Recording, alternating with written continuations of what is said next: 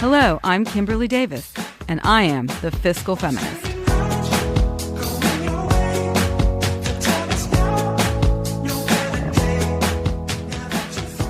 Hi, this is Kimberly Davis, and I'm the Fiscal Feminist. I'm also a managing director and partner in the Bahnsen Group, which is a wealth management practice with offices in Newport Beach, California, and New York City. So today, I'm going to discuss with you why a global pandemic is a good reminder to stress test your finances on the regular. So, not to prematurely declare the current public health and economic emergencies over, because they're not, and things seem to be a bit volatile going back and forth, but the reopening of some businesses this summer presents a good time for many of us to reflect on our finances, because we are moving ahead. It's a practice we, self-reliant women, should be doing all the time anyway. And now there is a special opportunity to assess and learn. With 4 grueling months of health scares, social distancing, and financial instability, let's look at how we did. Let's look at our personal fiscal puzzle. Specifically, there are 4 keys of our personal fiscal puzzle that we should be analyzing in a post-mortem evaluation. The key pieces are retirement, budget, investments, and career. Each plays a critical role in our overall strength and well-being, and each was stressed during the turmoil known as the first half of 2020. Without these 4 pillars of security, it is virtually impossible to provide for your family, have security, or simply enjoy your financial independence. So, this is going to sound a bit odd, but we're going to start at the end with retirement. If it seems like we're starting backward by beginning with the funds that will be used last, that's because reverse engineering can be the simplest way to getting the answers you need. Your retirement savings, whether it's an employer-sponsored 401k, an individual retirement account or IRA, or something else, should never be taken for granted due to its long timeline.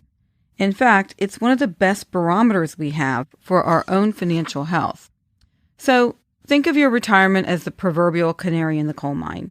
If the nest egg cracks, it will likely impact everything else tenfold.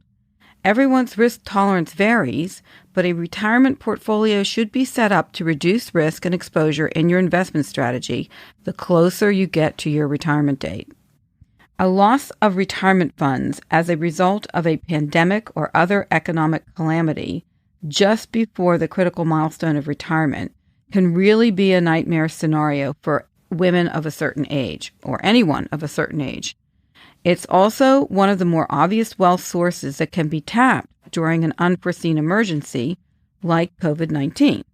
So people often take early withdrawals from their 401k because they are up against it and they need a source of funds, and it's sitting there kind of waiting to be tapped on, so people take advantage of that. But my advice is always to do that as a last resort.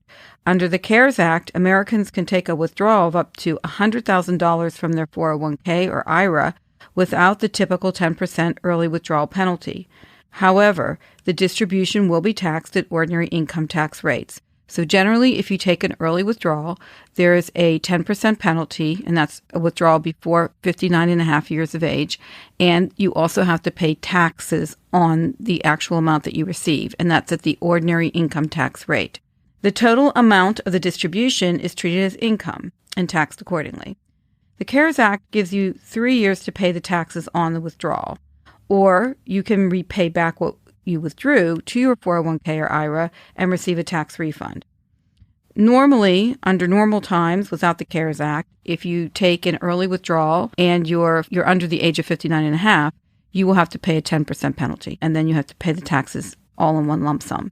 Although the CARES Act enables us to make a withdrawal to help us during this unprecedented time, before you take that step of dipping into your retirement, it is better to explore all other alternatives first. The permanent loss of principal from withdrawing early and the long-term benefits of compound growth is extremely detrimental to your retirement outlook. The worst time to withdraw investment assets is in the middle of a downturn and extreme volatility.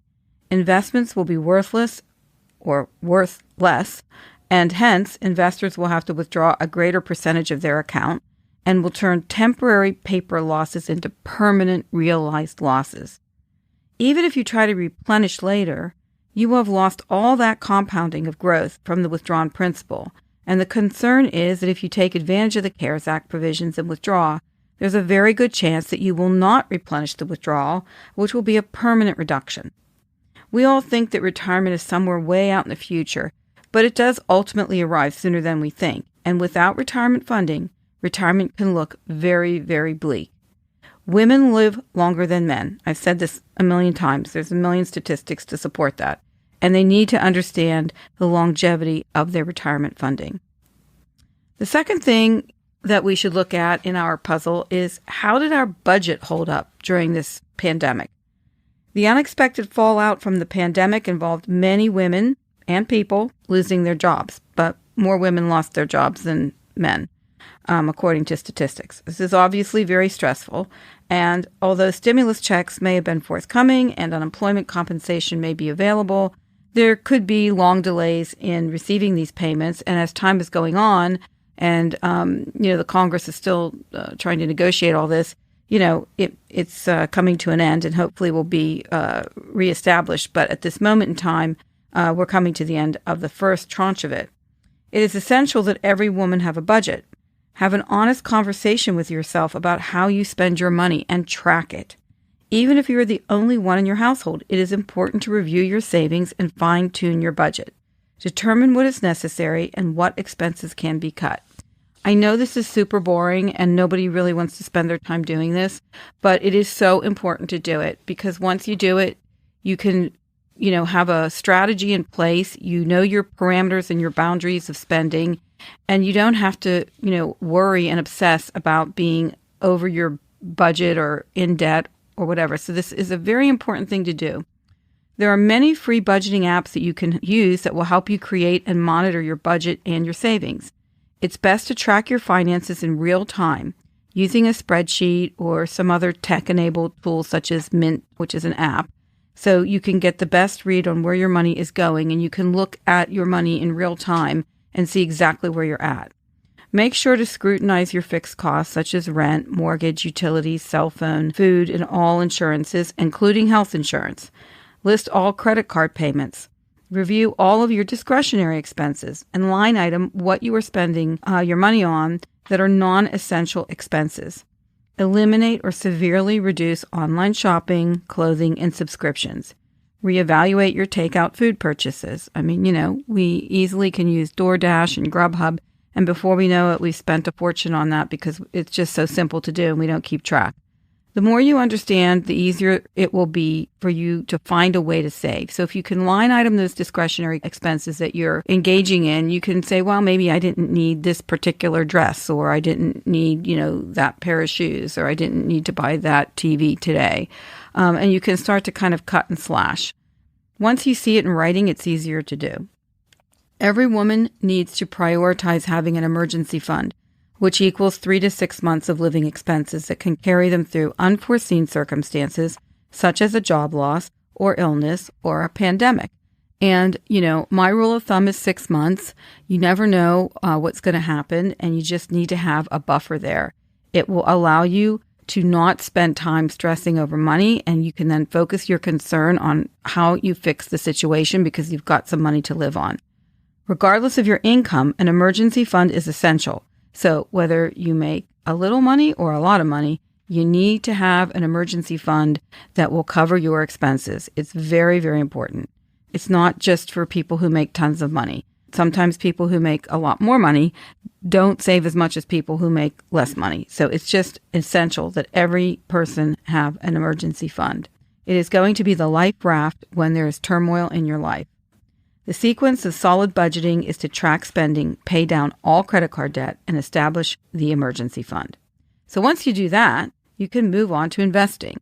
So investing is the third part of our puzzle. So was our investment strategy solid? And did we react in these volatile times in fear? This pillar has to do with the more active aspects of wealth creation.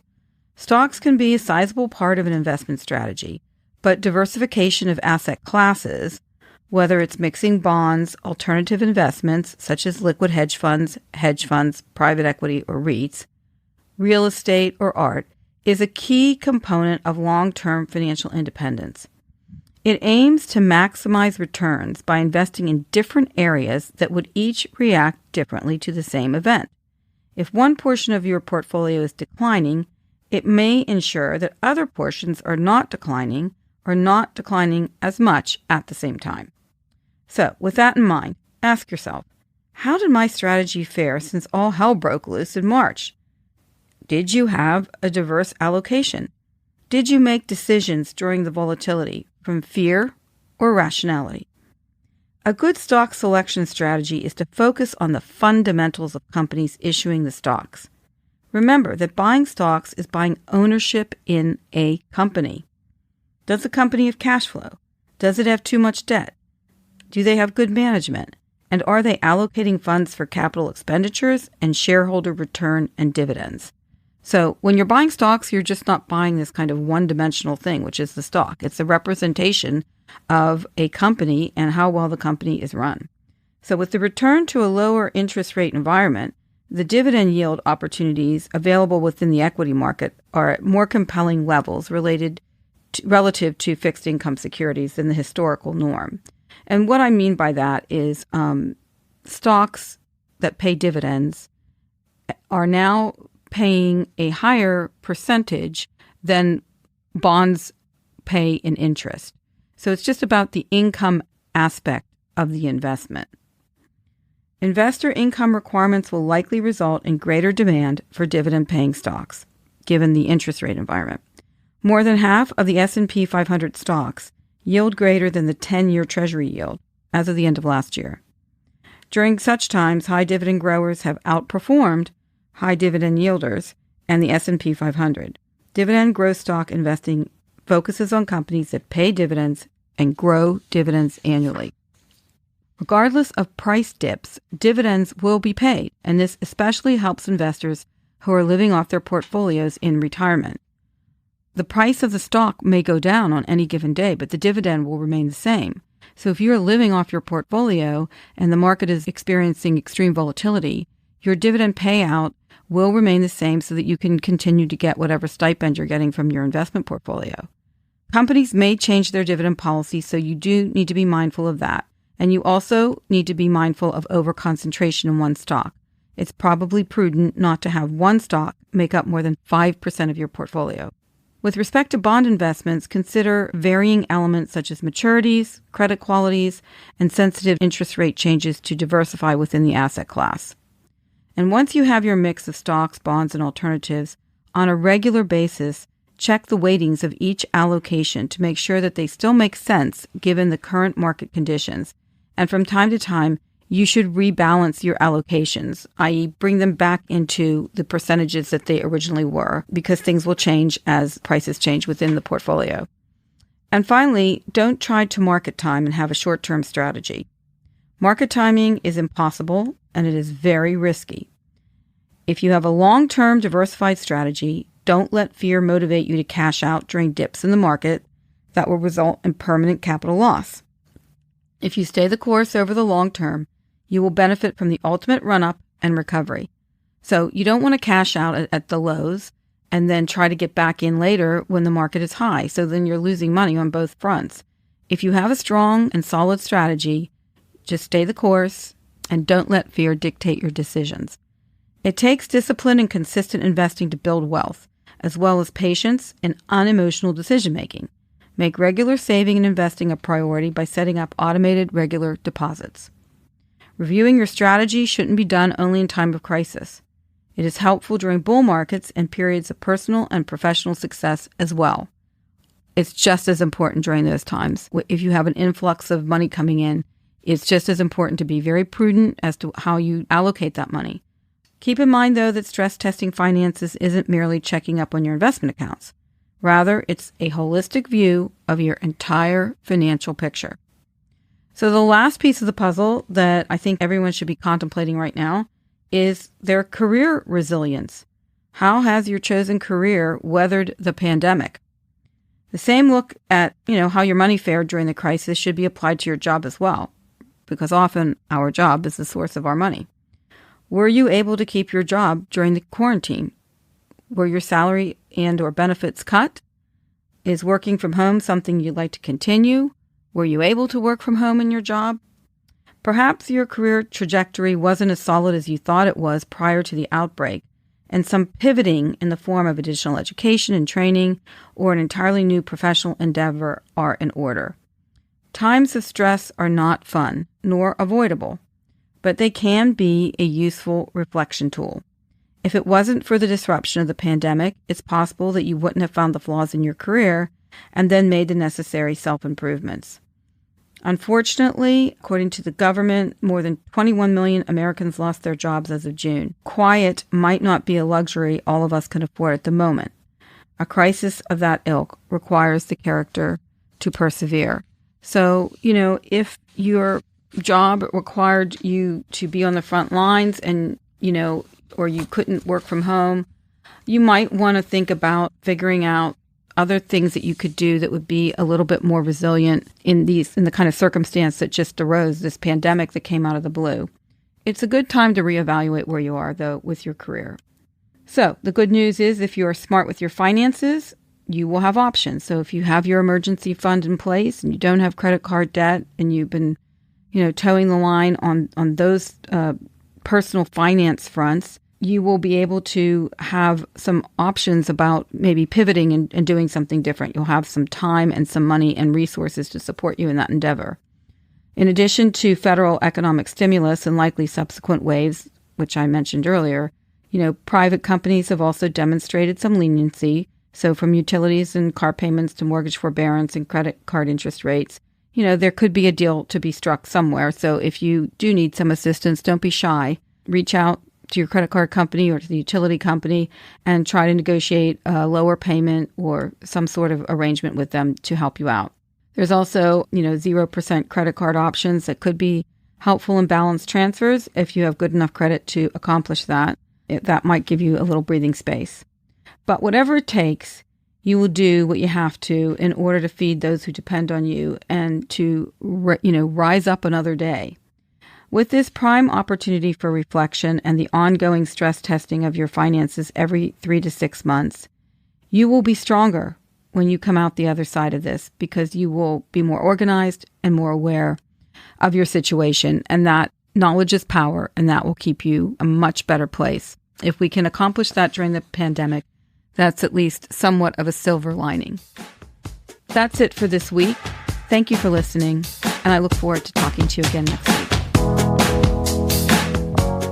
The Bahnsen Group is registered with Hightower Securities, LLC, member FINRA and SIPC, and with Hightower Advisors, LLC, a registered investment advisor with the SEC. Securities are offered through Hightower Securities, LLC. Advisory services are offered through Hightower Advisors, LLC. This is not an offer to buy or sell securities. No investment process is free of risk, and there is no guarantee that the investment process or the investment opportunities referenced herein will be profitable. Past performance is not indicative of current or future performance and is not a guarantee. The investment opportunities referenced herein may not be suitable for all investors. All data and information referenced herein are from sources believed to be reliable. Any opinions, news, research, analysis, prices, or other information contained in this research is provided as general market commentary. It does not constitute investment advice. The team and Hightower shall not in any way be liable for claims and make no expressed or implied representations or warranties as to the accuracy or completeness of the data and other information, or for statements or errors contained in or omissions from the obtained data and information referenced herein. The data and information are provided as of the date referenced. Such data and information are subject to change without notice. This podcast was created for informational purposes only. The opinions expressed are solely those of the team and do not represent those of Hightower Advisors, LLC, or any of its affiliates. Hightower Advisors do not provide tax or legal advice. This material was not intended or written to be used or presented to any entity as tax advice or tax information. Tax laws vary based on the client's individual circumstances and can change at any time without notice. Clients are urged to consult their tax or legal advisor before establishing a retirement plan.